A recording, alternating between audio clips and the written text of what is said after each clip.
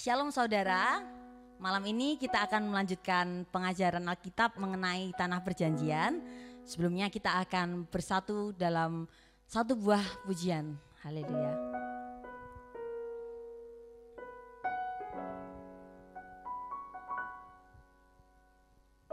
Jalanmu tak terselami oleh setiap hati kami, namun satu hal ku percaya, ada rencana yang indah, tiada terduga kasih-Mu.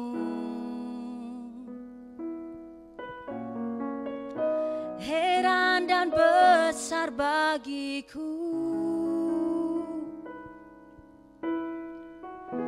arti kehadiran-Mu selalu nyata di dalam hidupku. Penyertaan-Mu sempurna, rancangan-Mu penuh damai, aman dan sejahtera. Walau di tengah badai, ingin ku selalu bersama, rasakan keindahan arti kehadiran-Mu Tuhan.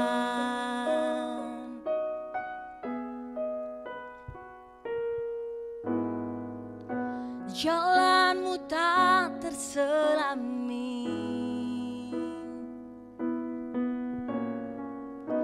oleh setiap hati kami,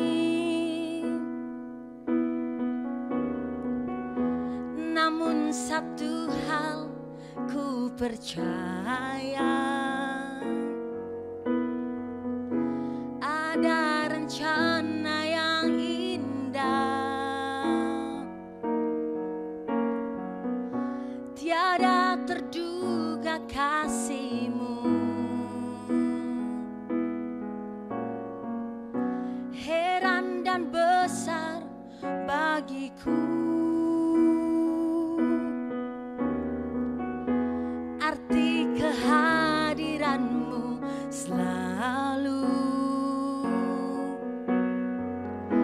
nyata di dalam hidupku. Penyertaan-Mu sempurna, rancangan-Mu penuh damai, aman dan sejahtera.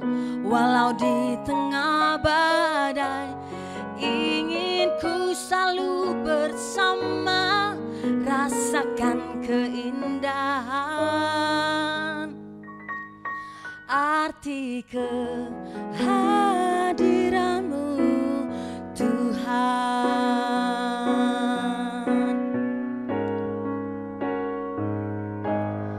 Penyertaan-Mu sempurna, rancangan-Mu penuh damai, aman dan sejahtera.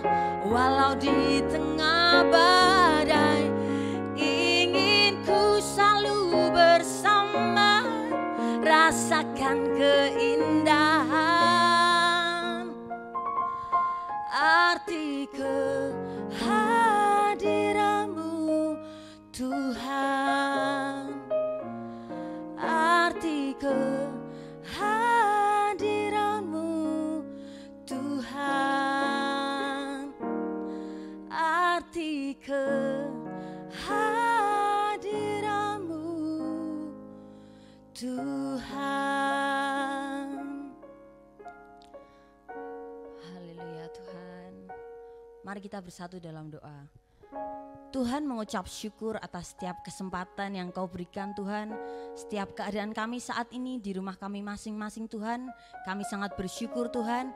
Kini tiba saatnya kami untuk siap menerima pengajaran mengenai tanah perjanjian Tuhan. Kiranya Engkau yang memberkati kami, membuka telinga, hati dan pikiran kami Tuhan, agar apa yang disampaikan oleh Bapak Tony dapat tertanam di hati kami dan bermanfaat bagi hidup kami Tuhan. Terima kasih Tuhan Yesus, haleluya, amin. Shalom Aleihim. Saudara akan sering mendengar sapaan ini kalau ke Israel. Nah, bagaimana menjawab sapaan Shalom Aleihim? Saudara jawab dengan sebaliknya, Aleihim Shalom. Ya, jadi kalau saudara sekali lagi disapa Shalom Aleihim, jawablah Aleihim Shalom. Itu kalimat yang betul. Saudara, bagaimana ketika kita sudah sampai di Israel, Yerusalem sangat indah bukan? Gimana, sudah capek jalan-jalan? Mau pulang atau mau lanjut nih? Mari kita akan lihat hal-hal yang indah yang lain lagi karena masih belum tuntas, baru Yerusalem. Di Yerusalem itu masih banyak hal-hal yang kita mesti tahu, peristiwa-peristiwa seputar Alkitab. Jadi jangan pulang dulu ya, kita akan lanjut jalan-jalan, kan baru 1 hari ini di Yerusalem. Mari kita akan pindah, kalau saya minggu lalu ngomong kita akan mulai dari Bukit Zaitun, saya akan sedikit revisi karena kita akan mulai dari kelahiran Yesus dulu. Supaya kita bisa lebih kronologis dan berurutan, begitu ya. Jadi kita akan mengunjungi sebuah kota yang sangat-sangat terkenal di dalam Alkitab. Kota apa itu? Ini adalah kota Bethlehem atau yang disebut dengan kota roti. Saudara, kota Bethlehem ini sangat terkenal karena di tempat inilah Yesus lahir. Nah, memang dinubuatkan oleh Nabi Mika kurang lebih 500-600 tahun sebelum kelahiran Yesus. Nabi Mika pernah menubuatkan, hai Bethlehem Efrata yang terkecil dari bla bla bla, disinilah akan lahir juru selamat. Saudara, ini akan menjadi satu hal yang indah bahwa ternyata Bethlehem ini sudah dinubuatkan ratusan tahun sebelum peristiwa Yesus lahir. Nah, mari kita akan lihat kira-kira Bethlehem itu letaknya di mana. Tidak jauh dari Yerusalem. Jadi kalau naik bis sekitar tidak sampai 2 jam, kita sudah sampai ke Bethlehem. Nah, saya akan tunjukkan petanya kepada saudara. Perhatikan, ini petanya. Bethlehem, saudara cukup jelas ya, ada yang tertulis kota yang berwarna merah itu adalah Bethlehem. Nah, di atas itu ada Nazaret yang dikasih lingkar warna merah. Saudara, disitulah di Nazaret itu Yusuf dan Maria menerima berita bahwa mereka akan mengandung dan melahirkan bayi Yesus. Dan mereka gak pernah sadar bahwa ketika mereka mengandung bayi Yesus, perut Maria sudah besar, waktunya melahirkan, tiba-tiba ada peraturan yang dibuat oleh Kaisar Agustus untuk mencatatkan atau disensus orang harus kembali ke daerah masing-masing untuk dicatatkan. Mungkin ini menjadi peristiwa yang sangat-sangat tidak mengenakkan bagi Yusuf dan Maria. Kenapa ya di saat-saat lagi enak-enak atau lagi baik-baik tiba-tiba harus mengikuti sensus, harus perjalanan jauh dari Nazaret ke Bethlehem. Anda lihat di peta saja jauh, apalagi kalau dijalani. Naik mobil pun jauh, apalagi harus jalan kaki dengan perut yang besar. Ini pasti, wah repot sekali saudara. Tapi tahukah bahwa ketika mereka berjalan menuju ke Bethlehem, mereka sedang menggenapi nubuatan Nabi Mika. Yang ratusan tahun sebelumnya Alkitab berkata bahwa Yesus, Mesias itu harus lahir di Bethlehem. Jadi lihat bahwa manusia tidak ada yang pernah lepas dari kendali Tuhan. Apapun yang dialami manusia, semua ada dalam pemantauannya Tuhan. Jadi mereka walaupun kadang kita nggak sadari, Yusuf dan Maria pun sebenarnya nggak menyadari bahwa mereka berjalan menuju Bethlehem ini ikut rencana Tuhan. Nah, juga Kaisar Agustus yang memberikan peraturan untuk membuat sebuah sensus untuk harus orang dicatatkan kembali. Dia nggak pernah sadar bahwa keputusannya itu adalah diatur oleh Tuhan. Makanya ada sebuah ayat yang berkata, hati raja seperti batang air di tangan Tuhan. Kemanapun Tuhan akan mau mengalirkan, yaitu semua terserah Tuhan. Jadi perhatikan, semua yang terjadi dalam kehidupan kita itu atas seizin Tuhan dan ada dalam rencana Tuhan. Kadang kita nggak mengerti, tetapi itulah yang terjadi. Yusuf dan Maria, Kaisar Agustus, semua dirancang, diatur, dibuat skenario oleh Tuhan yang mereka nggak pernah sadar. Yesus harus lahir di Bethlehem, bagaimanapun caranya, sehingga lewat peraturan pemerintah mereka harus kembali ke Bethlehem. Nah perhatikan ya, jadi kita bisa merasakan perjalanan yang pasti tidak mudah, jalan dari Nazaret ke Bethlehem. Nah kalau kita lihat di Bethlehem itu di atasnya adalah kota Yerusalem. Jadi sebenarnya tidak terlalu jauh saudara. Cuma sekarang Bethlehem ini ada di wilayah Palestina. Jadi di peta warna coklat, yang coklat muda, itu adalah wilayah Palestina, negara Palestina. Jadi di luar Israel, itu menjadi tanah sengketa terus. Jadi sampai hari ini bahkan orang-orang Indonesia pun ikut latah, ada demo-demo di jalan, save Palestina, save Palestina. Ya yang mau di save apa sebenarnya ya, mereka berkata, wah ini merujuk ke agama tertentu. Padahal di dalam situ bukan hanya agama itu, bukan hanya agama Islam, banyak agama lain di Palestina, termasuk komunitas cukup besar orang Kristen ada di Palestina, saudara. Jadi orang Kristen paling banyak itu di Palestina. Kalau di Yerusalem itu orang Yahudi. Jadi Kristen di Yerusalem tidak lebih dari sekitar 3-4% saja. Selebihnya 80% orang Yahudi, 10% lebih orang Katolik. Jadi Kristen kecil sekali, nah cukup besar justru ada di Palestina. Jadi kalau hari ini ada demo-demo bawa bendera-bendera Palestina di jalan-jalan, yaitu termasuk membela kekristenan juga, saudara. Kenapa? Karena di dalamnya ada orang-orang Kristen. Nah termasuk di dalam Bethlehem di Palestina itu, di Palestina ada 2 tempat Kristen atau situs Kristen yang sangat bersejarah. Nah itu ada di kota Bethlehem. Anda tahu? Mari kita akan baca kisah itu. Dalam peristiwa kelahiran Yesus, Lukas 2 ayat 1-7, saya akan baca buat kita semua. Pada waktu itu Kaisar Agustus mengeluarkan suatu perintah, menyuruh mendaftarkan semua orang di seluruh dunia. Inilah pendaftaran yang pertama kali diadakan sewaktu Kirenius menjadi wali negeri di Syria. Maka pergilah semua orang mendaftarkan diri masing-masing di kotanya sendiri. Demikianlah juga Yusuf pergi dari kota Nazaret di Galilea ke Yudea, ke kota Daud yang bernama Bethlehem, karena ia berasal dari keluarga dan keturunan Daud, supaya didaftarkan bersama-sama dengan Maria tunangannya yang sedang mengandung. Ketika mereka di situ, tibalah waktu bagi Maria untuk bersalin, dan ia melahirkan seorang anak laki-laki, anaknya yang sulung. Lalu dibungkusnya dengan lampin dan dibaringkannya di dalam palungan karena tidak ada tempat bagi mereka di rumah penginapan. Nah, perhatikan, mereka berjalan dari Nazaret karena mengikuti perintah dari Kaisar Agustus menuju ke Bethlehem. Perhatikan, Bethlehem juga disebut kota Daud. Nanti kita akan melihat bahwa nama itu seperti nama-nama Yerusalem ya, ada nama-nama yang lain juga, tapi juga Bethlehem juga punya nama yang lain. Nah ini juga namanya disebut juga dengan yang terkenal kota Daud. Nah di tempat ini kita akan mengunjungi 2 situs Kristen yang sangat-sangat terkenal. Bagaimana tidak, Yesus lahir di Bethlehem, saudara. Ini ketika Yesus lahir kan dirayakan Natal di seluruh dunia. Nah tempat Yesus lahir ini adalah Bethlehem.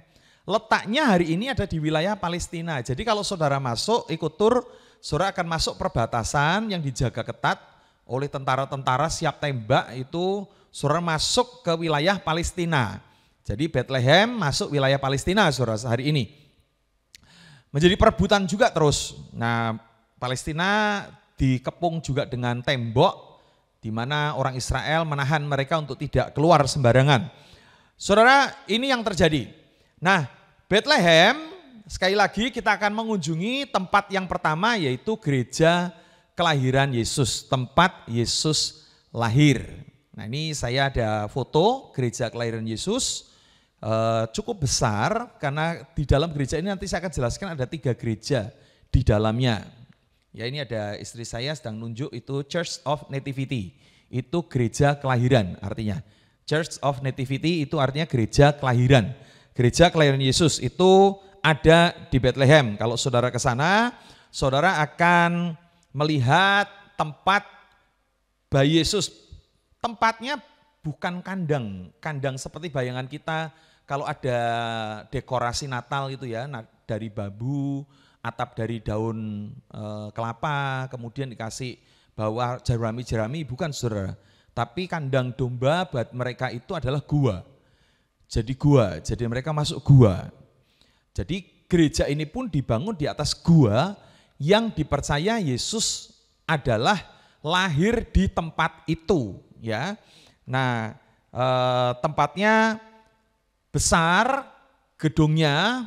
Nah, saudara kalau masuk ada 3 gereja di sana. Nah, ini didirikan di atas sebuah gua yang diyakini tempat kelahiran Yesus.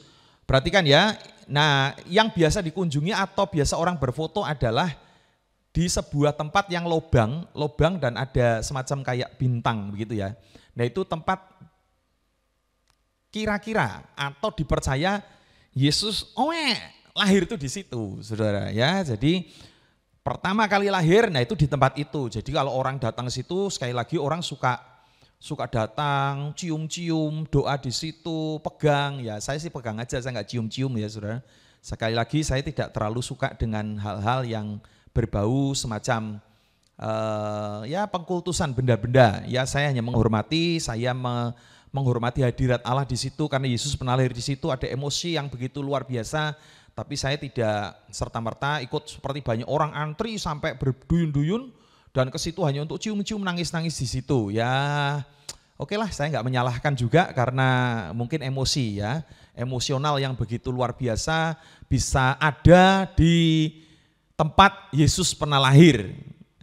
Indah sih, maksudnya hanya sekedar emosional, tidak ada nilai seperti kita harus mencium-cium, kita harus berdoa di situ dengan heboh-heboh, enggak ya. Saya kalau di situ saya suka pegang dan saya berdoa, saya selalu berkata berkati Indonesia, berkati keluargaku, berkati gereja yang saya pimpin, Tuhan berkati, amin. Karena antrinya panjang dan tempat antriannya sempit saudara, jadi sangat tidak nyaman di situ ya. Nah di dalam satu bangunan gereja ini atau gereja Church of Nativity, ini ada 3 gereja yang hanya dibatasi sekat. Sekatnya itu tidak tertutup, jadi hanya kayak semacam dikasih rantai, dikasih pembatas, bahwa ini sudah gereja lain gitu. Jadi unik ya, satu bangunan tapi ada 3 gereja di dalamnya. Nah bisa nggak Pak mereka ibadah bersamaan? Oh bisa saja. Tidak saling mengganggu enggak? Ya tidaklah, mereka bisa saling, karena ibadahnya relatif kan, ibadah-ibadah yang tidak hingar-bingar seperti gereja karismatik dengan sound system, dengan alat musik yang heboh begitu ya. Mereka lebih teduh, lebih tenang dalam beribadah. Jadi indah kebersamaan. Jadi dalam satu gedung Anda bisa bayangkan Church of Nativity ini ada 3 gereja, yaitu gereja Armenia, gereja Katolik dan gereja Yunani Ortodoks. Itu ada di dalam sebuah gedung Church of Nativity. Ya, nah yang dilihat di sini apa? Ya tempat Yesus lahir yang digambarkan seperti lobang itu dan ada bintang di situ. Terus ada tempat persembahan orang Majus. Terus ada palungan. Nah, itu yang dilihat situ, semua antri Saudara ya. Orang berusaha untuk megang, orang berusaha untuk nangis-nangis. Sekali lagi saya tidak menyalahkan, mungkin itu emosional seseorang, tetapi saya secara pribadi saya adalah lebih menghormati hadirat Allah dengan cara yang berbeda daripada seolah-olah mengkultuskan benda-benda tersebut. Saya tidak menganggap itu sebagai jimat, tapi saya hanya mensyukuri Yesus pernah lahir di situ dan saya bersyukur Yesus pernah ada di palungan itu rasa syukur saya, saudara. Jadi saudara akan melihat penampakan banyak orang-orang begitu saudara ya, akan berusaha untuk menjamah palungan, padahal sudah dikasih kerangkeng begitu ya, kasih pagar besi, tetap tangannya dimasukkan untuk megang-megang sambil nangis-nangis gitu. Tapi ya orang mungkin masing-masing, tapi saya pikir tetap harus ada di dalam sebuah kebenaran firman Tuhan yang benar. Jangan mengkultuskan benda-benda, itu yang saya ingin sampaikan. Nah saudara, di gereja ini, di Church on Nativity, persis di sampingnya ada gereja juga. Jadi ini gerejanya beda. Kalau tadi satu gereja diisi, satu gedung diisi 3 gereja, ada gereja lain lagi persis di sampingnya. Nah ini terpisah dari 3 gereja tadi, gedungnya terpisah tapi tembus. Jadi saudara jalan situ bisa nembus, tahu-tahu loh kok keluarnya di gereja ini. Nah saudara, gereja itu gereja unik. Saya ingin tunjukkan, kalau saudara mengikuti pelajaran saya dari awal, saudara akan ketemu tempat ini. Nah ini gerejanya saya foto di depan, saya perbesar, ada tulisan di atas kepala saya. Anda bisa lihat tulisannya ya, Sanctae Catarinae Virgini et Hartiri di Cavtum. Ini gereja Saint Catherine. Nah saudara, ketika saya menyebut ini gereja Saint Catherine, saudara pasti ingat dong, kita pernah mengunjungi gereja Saint Catherine. Di mana itu? Di kaki Gunung Sinai. Ya, di mana di situ ada dipercaya jasad dari Saint Catherine ditemukan di situ dibawa oleh malaikat. Nah saudara, di tempat ini juga ada gereja Saint Catherine. Saint Catherine yang sama enggak Pak? Sama. Cuma di sini dibangun memperingati, dipercaya Saint Catherine pernah mendapatkan penampakan Yesus sebelum dia akhirnya mempertahankan iman dan mati dibunuh dengan dipenggal kepalanya. Saudara, nah di tempat dipercaya Saint Catherine ini berjumpa dengan Yesus, maka disitulah dibangun gereja ini, Saint Catherine yang ada di Bethlehem. Jadi jangan heran ya, loh kok di sana Saint Catherine, di sini Saint Catherine, semua sama, Saint Catherine yang sama, orang yang sama, martir itu. Martir yang luar biasa mempertahankan iman sampai akhir. Saudara, makanya hari ini untuk menjadi orang Kristen enggak mudah. Kadang kita harus mengalami aniaya, tekanan, tetapi di Saint Catherine ini kita belajar tentang bagaimana Yesus selalu menguatkan orang-orangnya. Dan mungkin kematian bagi banyak orang dianggap sebagai kekalahan. Tapi Yesus menunjukkan bahwa kematian adalah kemenangan. Buktinya salib adalah kemenangan bagi orang percaya. Bagi orang lain, Yesus mati di atas kayu salib, wah itu memalukan. Itu sesuatu kekalahan. Tetapi ternyata salib adalah kemenangan bagi orang percaya. Amin, saudara? Ya, ini satu yang kita pelajari di gereja ini. Ya, jadi ini adalah gereja kelahiran Yesus, di mana di tempat ini adalah tempat yang sangat-sangat luar biasa. Saya di tempat itu selalu tersentuh, saudara. Kenapa? Karena pribadi sorga itu mau datang di tempat yang, kalau saudara masuk ke tempat ini sempit, guanya sempit, dan sekarang saja sudah menjadi kunjungan internasional, itu jauh lebih bersih. Nah bayangkan dulu kandang domba, saudara.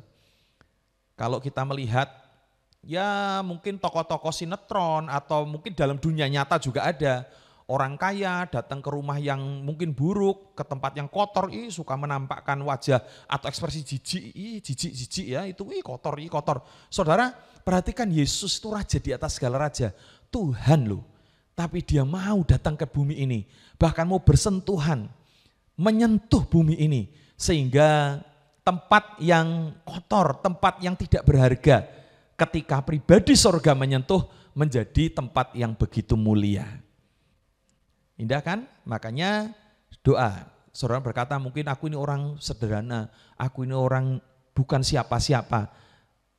Minta hidupmu disentuh oleh Tuhan. Kalau pribadi sorga itu menyentuh hidup saudara, gua, tempat kandang domba yang kotor, tidak berarti saja dibuat hari ini mulia. Orang rela nabung dari Indonesia bertahun-tahun untuk datang ke tempat itu hanya untuk melihat kandang domba. Bayangkan saudara, betapa luar biasanya orang seluruh dunia datang untuk melihat. Kenapa? Karena tempat yang biasa disentuh pribadi yang luar biasa menjadi luar biasa. Makanya izinkan hidup saudara disentuh oleh Tuhan, maka hidup saudara akan menjadi luar biasa. Itu gereja yang pertama yang kita kunjungi, yaitu Nativity Church, sekali lagi ada di Bethlehem. Bethlehem ada di wilayah Palestina pada hari ini. Saudara doakan terus supaya keamanan ada di wilayah ini senantiasa. Nah, di sini juga banyak tempat souvenir ya. Saya banyak beli-beli souvenir seperti ini. Kalau ini saya dioleh-olehin saudara ya. Tapi saya banyak punya souvenir-souvenir dari Israel. Itu kalau paling murah, paling bagus kualitasnya belinya di Bethlehem. Jadi di setiap kunjungan tempat situs selalu ada orang jual cenderamata. Selalu ada orang jual souvenir. Tapi tahanlah dirimu ya, kecuali ada hal yang khusus yang tidak ada di mana-mana ya silahkan. Tapi Bethlehem ada toko souvenir yang sangat-sangat terkenal ya, yang pemiliknya itu mantan wali kota Bethlehem. Orangnya sangat ramah, beberapa kali dia suka berkunjung ke Indonesia dan ketemu dengan orang-orang yang suka ke sana. Orang ini baik sekali dan dia membuka toko cenderamata di Bethlehem. Nah, kalau saya menyarankan di tempat ini harga tidak terlalu mahal dan cukup komplit.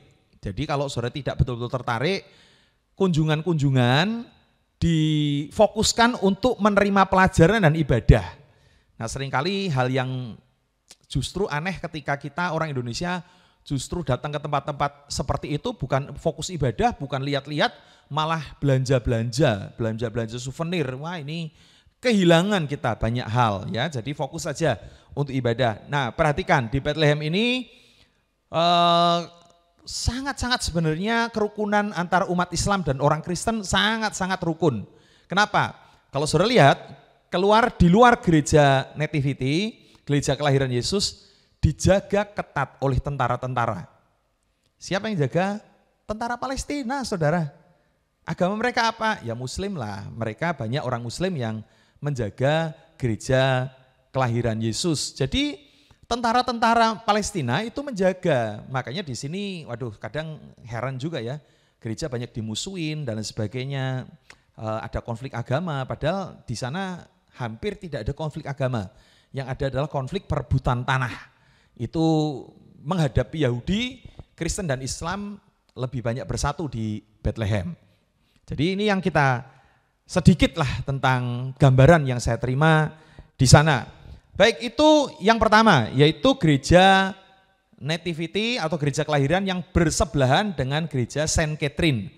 Gerejanya bagus ya, saya suka membiasakan diri ke tempat-tempat gereja, walaupun gereja Katolik, gereja Armenian, ya saya duduk berdoa lah. Hadirat Tuhan kan ada di mana-mana, saya duduk menikmati hadirat Tuhan di gereja itu ya, jadi itu yang saya selalu rasakan dan lakukan itu kalau saudara ikut ziarah. Jadi bukan sekedar belanja-belanja, bukan hanya foto-foto, tapi cobalah alami hadirat Allah di dalam setiap kunjungan kita. Baik, itu yang pertama. Nah, yang kedua adalah tempat yang tidak kalah penting. Tempat apa itu, saudara? Ingat enggak ketika Yesus lahir, maka datanglah para gembala memberikan penyembahan mereka. Nah, ini kalau mereka kemudian, kan kisahnya mereka mendapatkan penampakan malaikat. Yuk kita baca deh kisahnya ya. Lukas 2 ayat 8 sampai 20, tapi kita tidak baca semua. Kita baca hanya sampai ayat yang ke-11 saja. Nanti kita cuplik-cuplik ayatnya. Di daerah itu, maksudnya di Bethlehem itu, ada gembala-gembala yang tinggal di padang menjaga kawanan ternak mereka pada waktu malam. Tiba-tiba berdirilah seorang malaikat Tuhan di dekat mereka, dan kemuliaan Tuhan bersinar meliputi mereka dan mereka sangat ketakutan. Lalu kata malaikat itu kepada mereka, jangan takut, sebab sungguhnya aku memberitakan kepadamu kesukaan besar untuk seluruh bangsa. Hari ini telah lahir bagimu juru selamat, yaitu Kristus Tuhan di kota Daud. Sekali lagi, kota Daud mana? Bethlehem. Nah, maka kisahnya kemudian mereka pergi berjalan menuju ke kota Daud, ke Bethlehem, dan memberikan penyembahan, bertemu dengan keluarga kudus, Yusuf dan Maria serta bayi Yesus, kemudian mereka menyembahnya. Perhatikan, kalau mereka kemudian melihat malaikat dan lari, dan kemudian bertemu dengan bayi Yesus, kita membayangkan ya, saudara nggak usah berpikir tentang kesana dulu.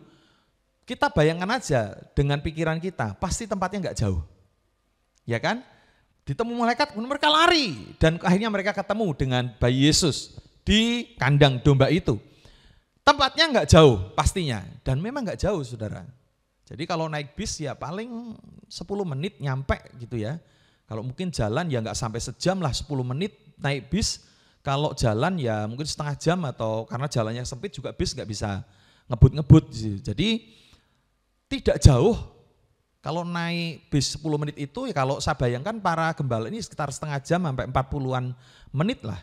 Dari tempat lokasi di mana mereka menggembalakan kambing domba, saudara. Nah perhatikan, memang di dekat Nativity Church ada sebuah padang penggembalaan. Luas, hijau, dan di situ diceritakan para gembala sedang menjaga ternak pada malam hari.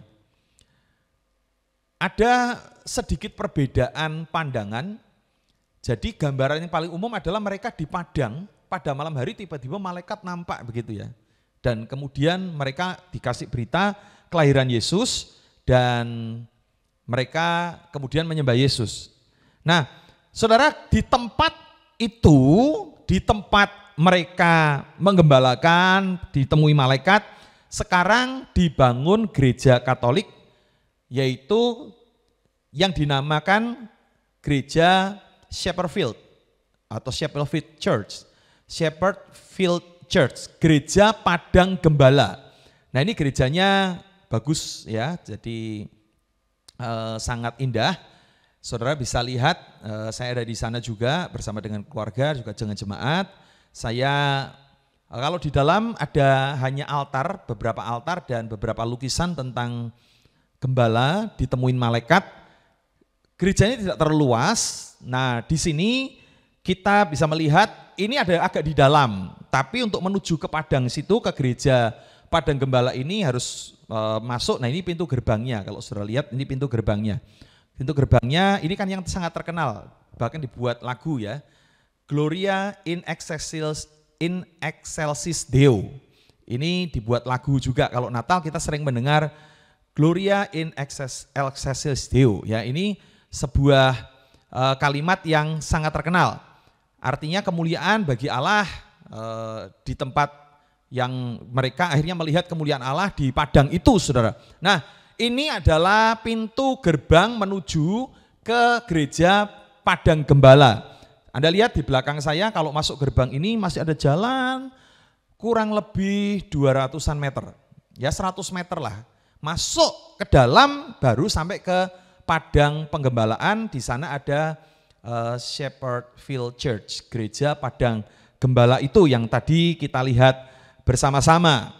Nah saudara, di sini kita melihat bahwa kemuliaan Allah sungguh ada bagi kita orang percaya. Ya, nah di gereja Shepherdfield Church ini sekarang milik gereja Katolik, ya namanya Sanctuary of the Shepherd atau gembala-gembala kudus gitu ya, kurang lebih artinya. Nah, apa yang nilai rohani yang kita dapatkan di sana? Yang pertama, Yesus datang dengan sederhana kepada orang-orang sederhana. Nanti Anda baca di ayat yang ke-9 sampai ayat ke-11. Yesus raja di atas segala raja itu, dia datang dengan segala kesederhanaan. Lahir di kandang, bahkan dia juga datang bisa dihampiri oleh orang-orang sederhana. Itu sebabnya perhatikan, ini menjadi sebuah evaluasi kita, apa sih yang kita bisa sombongkan di atas muka bumi ini. Yesus saja dia merendahkan diri dan dia mau bergaul dengan orang-orang sederhana. Dia mau bergaul dengan para gembala. Para gembala itu dulu kelas sosial yang rendah, saudara. Mereka pun ditemui oleh Tuhan. Sebagai gambaran, Yesus itu didatangi orang Majus, para raja-raja dari timur. Tapi juga dia dihampiri oleh para gembala. Artinya, Yesus bukan untuk golongan tertentu. Dan kita belajar kerendahan hati dari Yesus yang memberikan kepada kita teladan. Yang kedua, Tuhan memberikan damai sejahtera bagi mereka yang menerimanya. Dikatakan damai sejahtera bagi kamu, kata malaikat kepada para gembala. Artinya apa? Damai sejahtera inilah yang Tuhan ingin berikan di tengah-tengah situasi yang sulit, di tengah-tengah keadaan sulit, tetaplah miliki hati yang penuh dengan sukacita, damai sejahtera. Damai itu bukan karena situasi. Bagi para gembala, mereka dapatkan damai, bukan karena mereka punya segalanya. Gembala bukan orang kaya, gembala tidak punya rumah mewah. Mereka juga tinggal di sebuah kandang-kandang domba, tapi Tuhan memberikan damai. Artinya damai itu tidak selalu harus ukurannya harta atau materi atau fasilitas hidup. Damai itu adalah pemberian daripada Tuhan, di mana saat kita nggak punya apa-apa pun kita bisa damai. Saat kita sedang mengalami masalah pun, saat kita sakit pun kita bisa dapatkan damai. Makanya di tempat itu saya sesekali juga berkhotbah tentang damai sejahtera. Yang ketiga, respon kita sebagai orang percaya adalah bersukacita. Para gembala itu datang kepada Yesus dan kemudian mereka pulang dengan sukacita. Saudara, orang yang berjumpa dengan Yesus itu pasti penuh sukacita. Makanya renungkan hari ini, apakah hari ini kita juga adalah orang yang mengalami sukacita? Ataukah hari ini kita adalah orang yang terus menggerutu, terus mengeluh? Padahal respon kita harusnya orang yang punya Yesus. Para gembala bertemu dengan Yesus, respon mereka sukacita. Kita ini setiap saat ketemu Yesus, doa, mengalami hadirat Yesus, harusnya ada sukacita. Makanya biarkan wajah kita menampilkan sukacita daripada Allah. Itu yang kita pelajari di Gereja Padang Gembala. Nah, saya ingin memberikan sebuah tambahan sedikit opsi. Tadi kan kita mendapatkan gambaran tentang mereka, para gembala ini ditemui malaikat di padang. Apakah bayangan kita padang terbuka seperti gambar-gambar yang biasa kita lihat? Nah ini ya yang tadi saya tunjukkan. Apakah gambar ini yang saudara biasa ikuti? Jadi gambarnya di padang, kan itu pada malam hari, sedang menggembalakan domba, pada malam hari tiba-tiba muncul malaikat. Nah, mereka ketakutan, kemudian malaikat memberitahu tentang kelahiran Yesus dan mereka kemudian menuju ke Bethlehem, tempat Yesus lahir. Nah, apakah gambaran ini yang selama ini kita miliki? Saudara, kalau ke sana, saudara akan berubah pikiran. Kenapa? Karena malaikat itu tidak menampakkan di langit-langit, saudara. Tidak terbang-terbang di langit-langit. Karena kalau saudara ke sana, saudara akan dibawa di bawah Gereja Padang Gembala yang tadi saya tunjukkan, saya berdiri di sana. Nah, di bawahnya itu ada gua. Nah, gua itu dipercaya memang dari dulu gembala kalau bermalam atau malam hari kan menggembalakan pada siang hari. Nah, kalau malam itu mereka akan membawa domba-dombanya masuk ke gua itu dan mengunci pintunya, kemudian gembala-gembala itu juga tidur bersama dengan domba-domba itu. Saudara bayangkan Pak, lah guanya sebesar apa? Gede saudara. Di dalamnya gede banget. Nah ini di atas itu ya, perhatikan. Nah ini salah satu sudut di mana kita bisa beribadah. Sekarang dibikin di bawah ini di gua. Nah di belakang, di bagian potret ini, artinya kalau posisi di orang motret ini di belakang ini adalah tempat domba-domba di kandang. Nah di area ini biasanya gembala-gembala yang jumlahnya puluhan mereka tidur. Tentu saja dulu belum ada altar, belum ada kursi-kursi begitu ya. Sekarang sudah dibuat kursi-kursi dan dibuat altar supaya bisa ibadah. Nah di situ saya biasa juga khotbah memimpin ibadah di situ. Saya khotbah, nah, jemaat ikut. Nah kalau banyak bisa ikut mengelilingi duduk di sekeliling altar. Ini yang terjadi, jadi mereka sedang di dalam gua, tiba-tiba muncul malaikat di dalam gua yang terang dan dikasih tahu. Jadi saya sedikit, saudara pasti akan sedikit berubah pandangan ketika berbicara tentang malaikat menampakkan diri di padang gembala. Jangan bayangkan mereka menggembalakan di udara terbuka, ya kalau siang hari mereka mengembalakan, ini peristiwanya malam. Jadi malam itu dingin menggigit saudara di daerah itu, karena ini kan puncak agak tinggi. Dan hari-hari tertentu itu sangat dingin saudara. Tidak mungkin mereka membiarkan domba-domba di luar. Memang kebiasaan menggembalakan di Israel ya begitu. Mereka dibawa kalau malam, sore dibawa masuk ke gua, ditutup. Makanya kan ada ayat di kitab Yohanes berkata domba-domba mendengarkan suara gembala, pagi hari gembala akan membukakan pintu bagi mereka. Nah, membuka pintu berarti di mana? Ya di dalam gua, Saudara. Itu yang kita pahami. Jadi sedikit kita berubah konsep kita bahwa malaikat itu para gembala menggembalakan kambing domba, tiduran di padang rumput pada malam hari, tiba-tiba di langit malaikat terbang begitu. Kita akan berubah konsepnya, karena kalau kita melihat langsung di tempatnya, saudara akan tahu, oh mereka tidak ada di padang. Memang di padang, tapi di padang itu ada gua. Makanya dikenal sebagai tempat padang pengembalaan, karena ideal ada gua-gua di mana mereka kalau malam bisa bermalam dan menyelamatkan domba-dombanya dari binatang buas.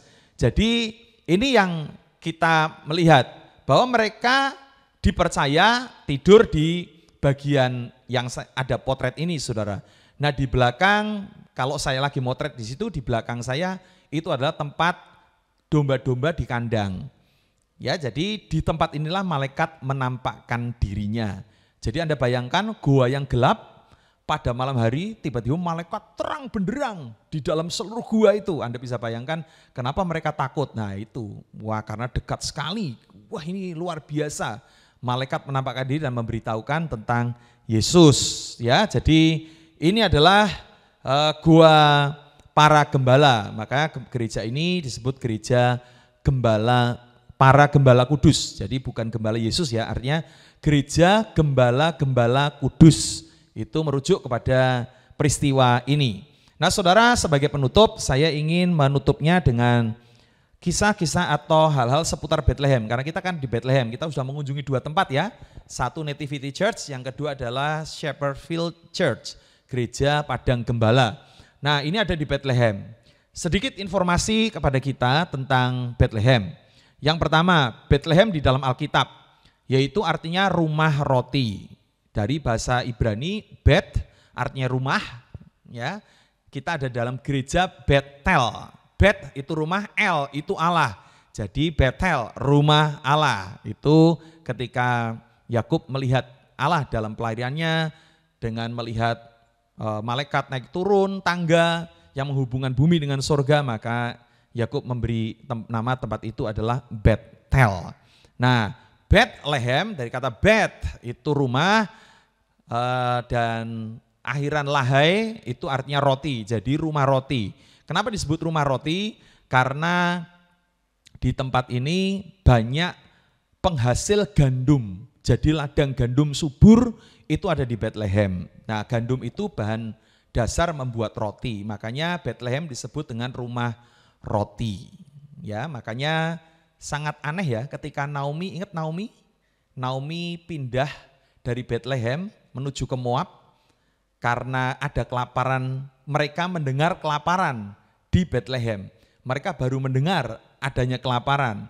Saudara, mereka udah kelaparan belum? Nyatanya mereka keluar masih bawa duit banyak, saudara. Mereka masih bawa banyak hal, ya kan? Sehingga ketika di Moab suaminya mati, anaknya mati, ya untunglah dia pulang masih bawa menantunya Ruth yang baik sekali ya. Jadi Tuhan tetap berkarya. Nah aneh ya kalau kita belajar tentang Bethlehem, kan itu tempat Naomi berasal.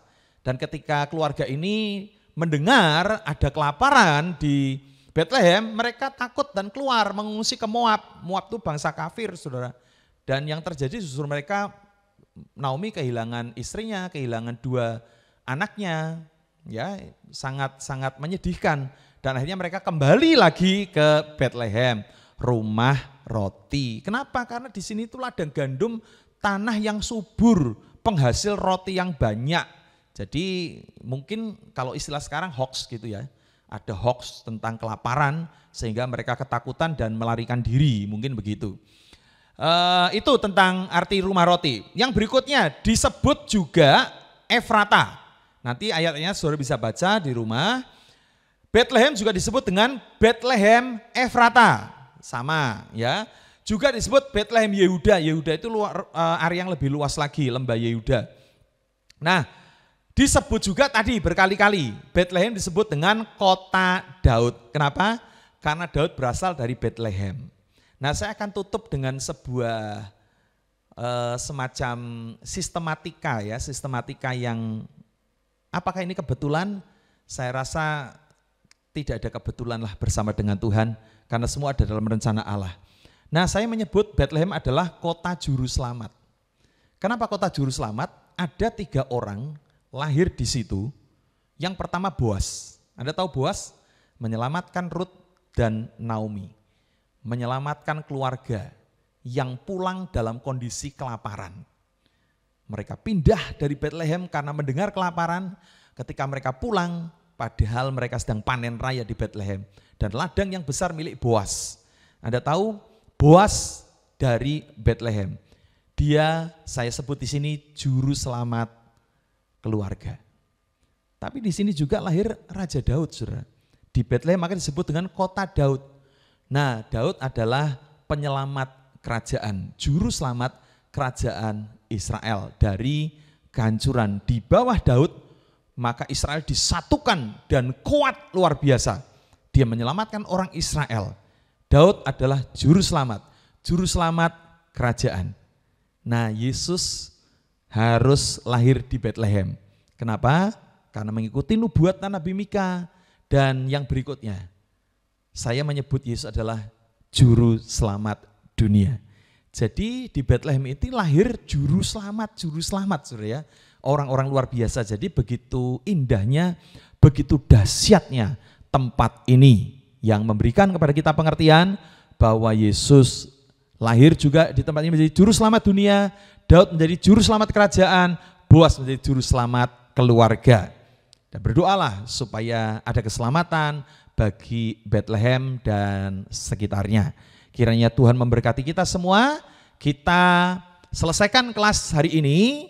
Saudara, saya berharap terus setia, kita masih akan jalan-jalan. Masih 2 kota yang kita kunjungi, Yerusalem masih belum kita kunjungi banyak. Banyak tempat-tempat yang kita akan kunjungi nanti, tapi juga di Bethlehem kita barusan, kita akan sebentar meninggalkan Bethlehem, kita akan kembali ke Yerusalem. Sampai ketemu minggu depan, mari kita berdoa. Tuhan Yesus, terima kasih untuk hari ini kami belajar tentang kota yang indah, kota kelahiran juru selamat. Kota Daud, Bethlehem Efrata, Bethlehem Yehuda, kota roti itu. Terima kasih Tuhan, Engkau telah memberikan kami pengertian, telah memberikan kepada kami hikmat. Kami tidak hanya belajar sejarah, belajar kejadian, kami tidak sedang berjalan-jalan mengunjungi tempat-tempat itu, tapi kira nilai-nilai rohani justru akan makin kuat ada dalam hati kami, sehingga kami menyala-nyala terus di dalam Engkau. Tuhan memberkati. Di dalam nama Yesus Kristus, berkati kami yang mendengarnya, karena ketika kami berziarah, walaupun secara virtual, kami percaya Tuhan tidak pernah kurang cara untuk memberkati hidup kami. Di dalam nama Yesus Kristus, bahkan kami hari ini secara khusus Tuhan menggerakkan hati untuk berdoa, jika para yang mendengar kami dalam materi ini, suatu saat kami berdoa akan diberi kesempatan oleh Tuhan untuk mengunjungi tanah suci. Tuhan akan memberkati kami dengan penyediaan biaya-biaya yang kami perlukan. Dalam nama Yesus Kristus kami berdoa. Haleluya. Amin.